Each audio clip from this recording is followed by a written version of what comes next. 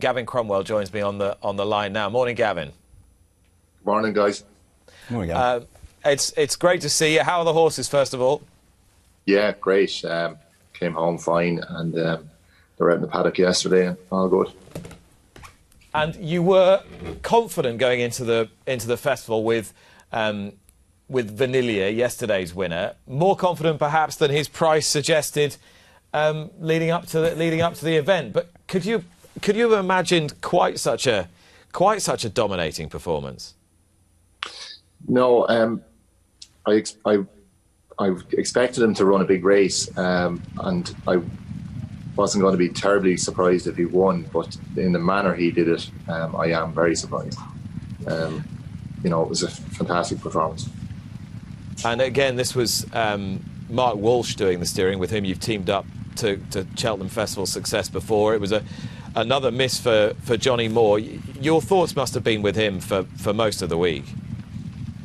Absolutely, he made a very brave call, standing himself down, which he was obviously very difficult to do.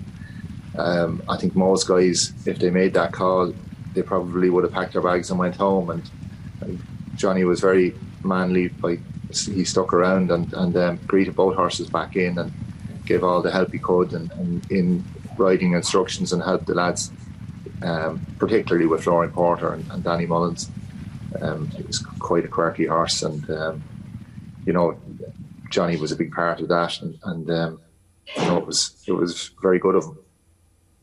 Well, this was Vanilier. Let's have a look at Farrier Porter as well, because it was a similar performance in many respects. You were a little bit worried going into the meeting about his sort of temperament and how hot-headed he might be, but Danny seemed to harness it really effectively.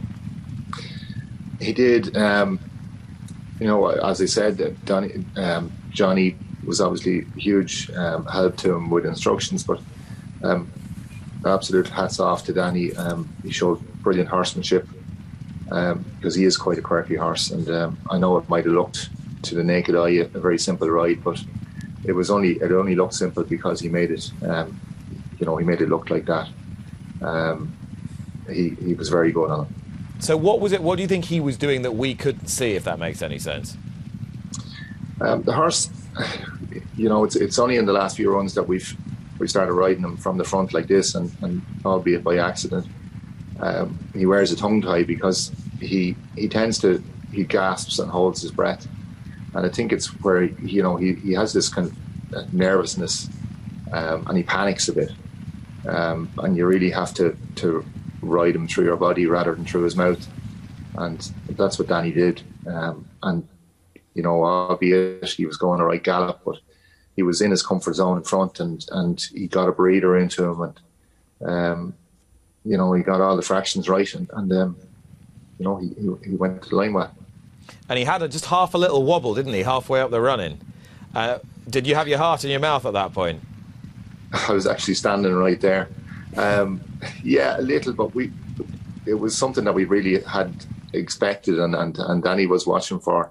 And I don't think it's, he's just, as we all know, he is a bit quirky. And Danny explained after, he more on this occasion, he put it down to when you come off the round of the course, that you're asking a horse to go up the straight, up a tunnel that they can't see the end of. It's a blank tunnel, and it is a little bit intimidating for them, especially if it's a quirky horse. For every single person who's had success, and we've spoken to Barry Maloney and Henry de Bromhead and Jack Kennedy already this morning, and Gavin, you're no exception. For every person who's had success at this festival, there is a story of getting there that is not always necessarily straightforward. It rarely is with horses. It doesn't just happen overnight. Was it always your intention to train, though? No, not at all. Look, I'm a farrier that, I was shoeing for about 25 years full-time. And a part-time trainer for, I suppose, maybe 10 of that. I used to ride out a couple in the mornings and then go shoeing. And I suppose I just stumbled across a couple of nice horses, and it progressed, and I suppose here we are now. So the plan was never, maybe is never, to become, you weren't thinking, I want to set out to be the next Willie Mullins or anything like that. You really did just stumble into it by accident. Yeah, but I was probably very lucky in the fact that the Farrier business is, albeit very hard work, and there is a good living to be made at it. And I was fortunate enough to be able to use that money to put into building up, facilities, and only for that, I wouldn't like to be trying to do it from just working in racing and trying to step into it. Everything I have, we just built up over time. As I said, it just wouldn't be easy without that.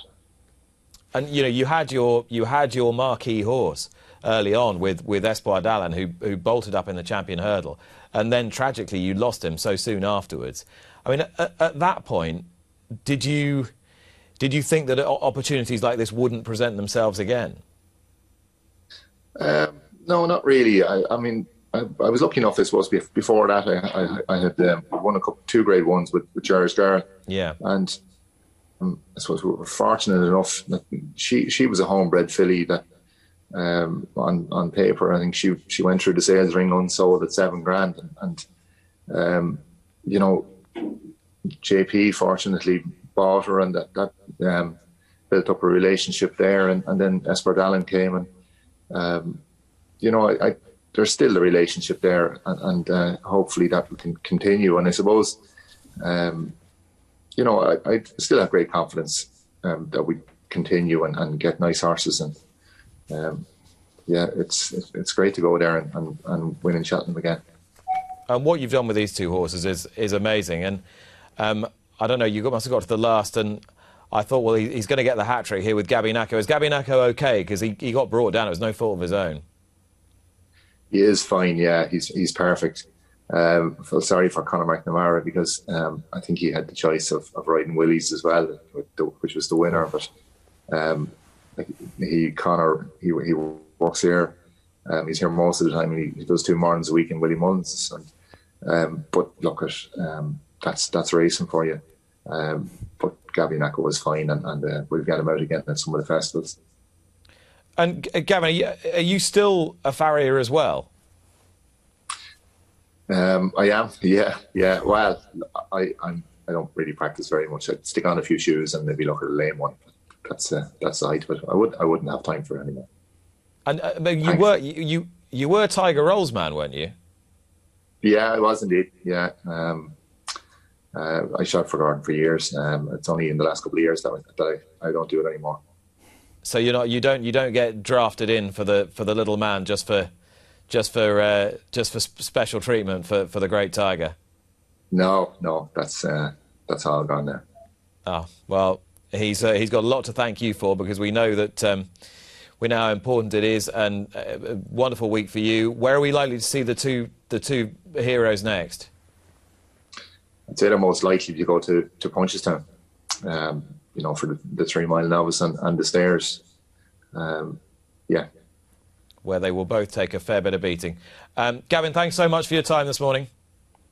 Thank you. Thanks a million.